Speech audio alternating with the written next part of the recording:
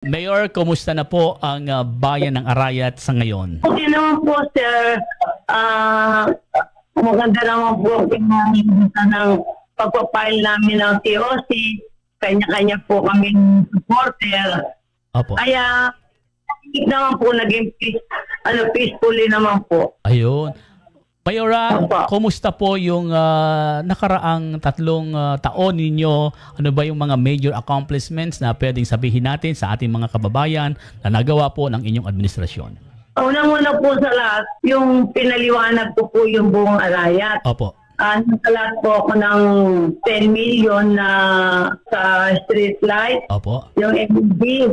Plus, binigyan pa po ako ng kaibigan ko ako dito sa may binibigyan niya ako ng pambili ng Land Cruiser. Hindi ko tinanggap. Sabi ko, ano na lang po yung gusto ko lumiwanag yung bayan namin. Opo. Kaya bigay ko siya ng 5,000 pieces po na LED. Opo. Kaya halos buong bayan ng Arayat, yung po mga main road, kahit na din po ngayon, nagalatin ako ng 5 million ngayong 2004. Kaya malaking bagay po yun. Plus, yung po mga drainage din namin dito na yung mga talagang lumulubog, yung po nagawaan po natin ng paraan. Opo.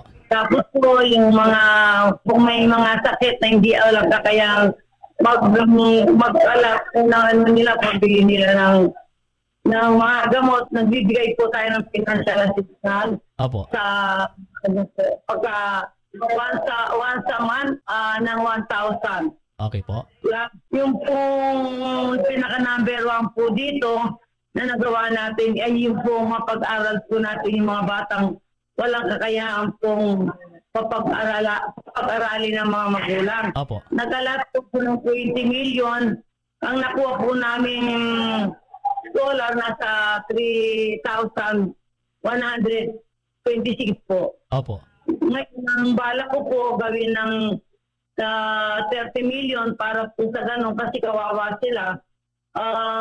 Na 6,000 lang nakukuha nila sa isang taon ngayon. Kung po magdadagdagan yun, bawat isang estudyante makukuha po nila sa scholar nila ay 10 million. Opo. At may nakanda din po kami ngayon, tinulungan ako ni Governor Delta Pineda sa tinatayo po namin dialysis center. Opo. Plus po yung tabso, kaya lang po nagulang kasi sa Buracan yun eh. Opo. Pero nagawa po namin ng parang, gumastos kami ng 15 million. Opo. Yung po sa right of way na binili namin. Opo. Ngayon, ang kausap po, nag-provide po nung develop po yung si Congressman Don Gonzales po. Opo. Pinaano po niya ng 400,000 yung pan-develop ang tambak doon. Mayora, yung pong kasi mga nagdadaan dyan sa Arayat, yung mga daan po ngayon ay lubak-lubak. Under construction po ba yan o ano po ang development po dyan sa ating infrastructure? Kasala po yung ginagawa nila, kaya ngayon nag-meeting kami ng mga kapitan. Inuutos ko sa kanila, kumari lang, yung mga namatayan, wag nang ilakad yung hanggang maglakad, kundi sumakay na lang sila ng sasakyan kasi yun ang malaking problema. Opo. Yung kaya nakakabulbul yung traffic. Opo. Tapos din po kami, nag-usap kami ng DPWH na gagawa sila sa gabi. Tapos po yung mga truck na malalaki, bibigyan po namin sila ng oras yun dahil hindi po siya pwedeng dumaan ng araw, kundi po mga 9 o'clock ng gabi. Mayora, kailan daw po sa projection nila matatapos ang ating mga pagawain dyan sa ating mga major roads sa bayan po ng Arayat? Nila nasa May. Kaya lang po, kung tulungan nga po ang LGU, baka po mas nila, baka po mga February lang tapos na. Kasi nga po, gumagawa kami ngayon ng yung hepe namin, nakikipagtulungan din po ang mga PNP kung paano mapapagaan yung traffic po dito sa Arayat. Okay, Mayora, kumusta na po kayo? Mabuti naman po. Nakita ka mo po na siguro alam niyo yung Opo. matay si Vice. Opo. Napakalaking responsibilidad po yung iniwan niya, pero Opo. nagpapakatatag po ako para may pagpatuloy ko yung iniwan niya pong mga responsibilidad. Opo. At siyempre po, may pamilya din po ako. Opo. Na nung primero, depression, 1 buwan, pero siguro po napaisip ng po may kapal na kailangan ko magpakatatag para sa bayan Opo. ng Araya. Ayun. At yan na po, nakita ko rin po, nung nag-ano po ko, file ng COC, kala ko po, kung mawala na yung asawa ko, bibitawan na nila ako, pero nakita ko po yung taong sumuporta sa akin, nasa almost 3,000 po kung dami ng tao. May oras sa susunod po, halimbawa mabigyan pa kayo ng susunod pang mga termino. Ano po ang mga plano dapat asahan ng mga taga-Arayat na gagawin po ng inyong administrasyon? Marami po, kagaya po ng mga drainage na kailangan talaga para maiwasan yung mga baha. At ang ano po, yung number 1 din po, yung sana mapag-aral po lang yung mga batang walang kakayahan na pag-aralin ng mga anak nila kasi binaba ko po kasi yung nasa 76 ang upgrades nila pataas. Opo. Kaya po hindi po kasi kailangan na yung lang mataas ang grades ang tulungan natin. Kailangan po yung mabababa ang grades, walang kakayang mag-aral, yun po. Tapos yung sa din po na kailangan po ng mamamayan ng Arayat, lalo na yung mga senior citizen. Opo. Tapos may din po kami ngayon, hindi lang po dahil eleksyon.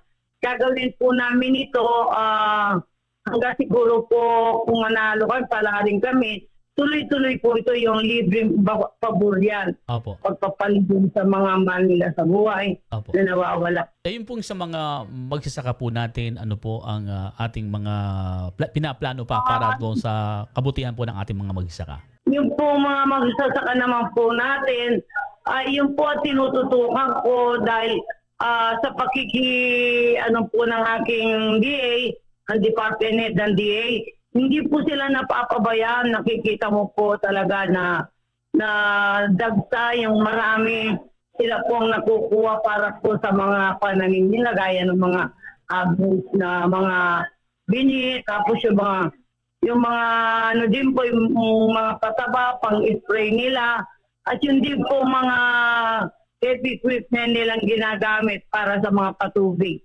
Mayora, ang Arayat po ba ay livable, peaceful, para po puntahan pa ng ating mga investors at ng manirahan po ng payapa yung ating mga kababayang tagsa Arayat? Ang po din po sa mga natin, yung mga magsasaka, talaga po sagana po sila ngayon sa mga ginagamit nila sa kanilang mga pananim. Opo. Ayun. So, wala pong problema yung mga magsasaka natin, Mayora? Ay, wala po. Busog na busog po sila sa mga langan po nila. Alas, hindi sila bumibini ng mga bini, yung mga pataba. Opo. Talagang po nakatambak po dito sa evacuation center. Lahat po talagang pantay-pantay ang pagbibigay namin. Opo. Hindi po yung isang barangay, 3 barangay lang po. Lahat ng 3 barangay, 30 barangay, nakikinabang po. Okay. So yung mga estudyante po natin, ilan ho ba ang scholar ng ating municipal government sa ilalim po ng administrasyon niyo? 2,200 po ngayon. 2,200. Sa next year po, yung 10,000 pong matatanggap na nila. Pero ito pong hanggang December, mag-pay out po kami ng December, nasa 6,000 pa lang po. Every semester, 3,000. Opo. Tapos kung po tatanggapin nila ang last 3,000. Opo. Pero sa next year po, yun po ang gusto kong mangyari, 10,000 na po yung makukuha nila. Tsaka gusto ko pong maibaba sa tao ang programa, ang pera ng munisipyo, hindi para sa mga nanunungkulan, kundi para ibaba sa taong bayan dahil sa kanila yun. Ayun. Okay, Mayora, ano po ang inyong mensahe sa ating mga kababayan sa Arayat ngayong lalo na't papalapit na po ang halalan? Ako po ay nananawagan sa aming mga kababayan, lalo na po sa mga kasama ko pong kumakandidato.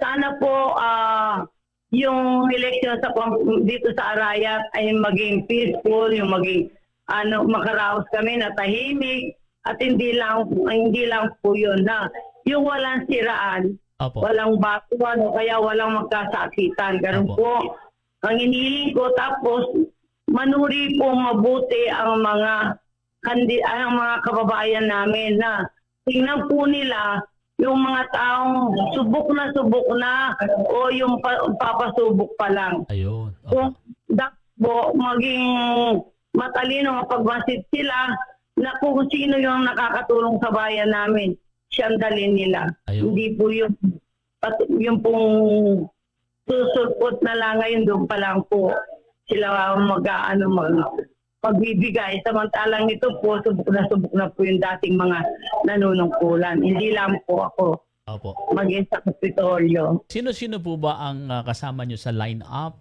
ng sa pagtakbo nyo bilang alkalde? Sino vice mayor? Yung mga konsehal po natin. Yung mga konsyal po namin dito, yung vice mayor ko si Chico Malyari Jr. Opo. Ang nickname niya po ay siya sa Bogi. Bogi. Okay.